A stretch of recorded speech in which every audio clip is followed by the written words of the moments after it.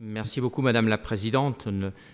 La délégation française est heureuse de participer à ce 3e forum de la plateforme mondiale pour la réduction des risques de catastrophe et voudrais remercier le secrétariat de l'ISDR pour son organisation. Les événements de ces 2 dernières années nous rappellent une fois de plus que les forces de la nature peuvent être sous-estimées, voire déniées, et indifféremment frappées des nations développées, Nouvelle-Zélande, États-Unis, bien sûr le Japon, mais bien sûr des pays en développement comme en 2010 Haïti et le Pakistan. Les conséquences sur les personnes et les enjeux économiques, environnementaux, sur les enjeux culturels, que ce soit à court ou à long terme, ces conséquences viennent questionner notre objectif affiché en 2009 de réduire de moitié le nombre de victimes et questionner l'efficacité de notre action collective. L'adoption du cadre de Hyogo a cependant permis une très importante avancée des progrès en structurant nos priorités autour du concept de résilience. Nous sommes ici réunis pour tracer la feuille de route jusqu'à 2015. Notre constat doit nourrir ces réflexions. Il nous faut, à notre sens, revenir sur certains éléments. Tout d'abord, la tendance des enjeux à se concentrer dans des zones exposées, comme le littoral ou le long des fleuves. Cette tendance augmente l'exposition aux aléas naturels. Et aussi, autre tendance, la vulnérabilité croissante de notre société, car les systèmes sont de plus en plus interdépendants. Enfin, nous avons aussi des dispositifs de vigilance, d'alerte, de prévention, de protection qui sont très utiles, mais qui aussi parfois peuvent affaiblir notre capacité collective de vigilance. Tout cela fait que la difficulté à intégrer la réduction des risques de catastrophe comme finalité dans la gestion des territoires en fragilise le développement. Mais au-delà de ce constat, il nous faut tourner nos regards vers l'avenir. Le cadre d'action de Hyogo arrivera à terme en 2015. Quelles doivent en être les évolutions ? Il nous paraît important, dès maintenant, de lancer une réflexion ambitieuse pour aboutir à une définition commune d'une nouvelle action. Dans cet esprit, nous souhaitons échanger avec vous autour de quelques idées. En premier lieu, nous proposons que soit examinée la possibilité d'un travail collectif sur les catastrophes majeures et sur nos besoins et capacités dans ces cas-là, avec toutes les organisations internationales, par exemple l'Organisation internationale de la météo, l'UNESCO, le PNUD, le PNUE, l'Organisation mondiale de la santé. Il nous faut, à notre sens, introduire cette notion de catastrophe majeure au niveau de la coopération internationale, car elle peut concerner tous les pays, tous les niveaux de la réduction des risques, depuis la prévention jusqu'au retour à la normale.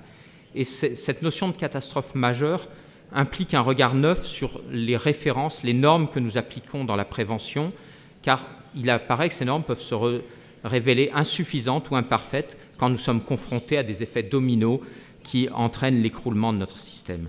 Et aussi, les catastrophes majeures impliquent le recours à des moyens partagés de recherche et de secours. Deuxième axe, la révision peut-être du concept de résilience qui allie les notions d'adaptation à une situation prévisible et de rebond face à un événement. Dans le cadre d'action de Hyogo, nous ne régissons pas particulièrement les étapes de gestion de crise ainsi que l'organisation des secours. Il nous semble qu'il faut aller plus loin et anticiper les crises à venir avant qu'elles ne se manifestent et anticiper les formes qu'elles prendront pour y répondre au mieux. Et peut-être 2 questions pourraient structurer cette anticipation. Comment impliquer chacun et surtout comment intégrer la prévention des risques dans l'ensemble des autres politiques publiques et aussi jusqu'à quel niveau devons-nous nous prémunir.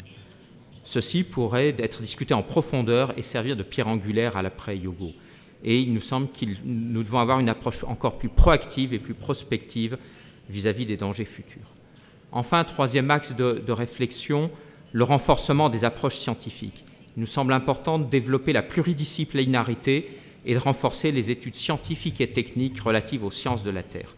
Nous avons à très juste titre beaucoup travaillé sur les impacts sociaux, humanitaires, économiques des catastrophes qui étaient beaucoup trop négligés. Mais les événements récents montrent aussi qu'il nous faut redonner de l'importance à une meilleure connaissance scientifique des phénomènes qui sont à l'origine des catastrophes. Juste en 10 secondes, un exemple pour la France. Nous avons été touchés l'année dernière par des phénomènes de submersion marine qui nous ont gravement affectés. À l'occasion de ces catastrophes, nous nous sommes rendus compte que nous sommes loin d'avoir fait le tour de la question au plan des phénomènes. Nous pensons donc qu'il faut redonner à la science et à la technique une importance égale à celle de l'analyse de nos vulnérabilités et à augmenter les efforts de recherche dans ce sens. Mais ceci doit bien être vu dans un cadre où il faut surtout encourager les démarches et les visions transversales entre les sciences que l'on appelle dures et les sciences économiques, sociales et comportementales, et donc aussi renforcer les transferts de connaissances entre les scientifiques et les décideurs, qu'ils soient du niveau national, international ou local, pour la mise en œuvre. Donc la réduction des risques de catastrophe est une démarche de progrès que nous devons penser de manière collective pour mettre en mouvement tous les acteurs, du citoyen jusqu'à la collectivité la plus importante. Cela nécessite que nous accédions tous à la connaissance, que nous acquérions une forte culture des risques et de la prévention.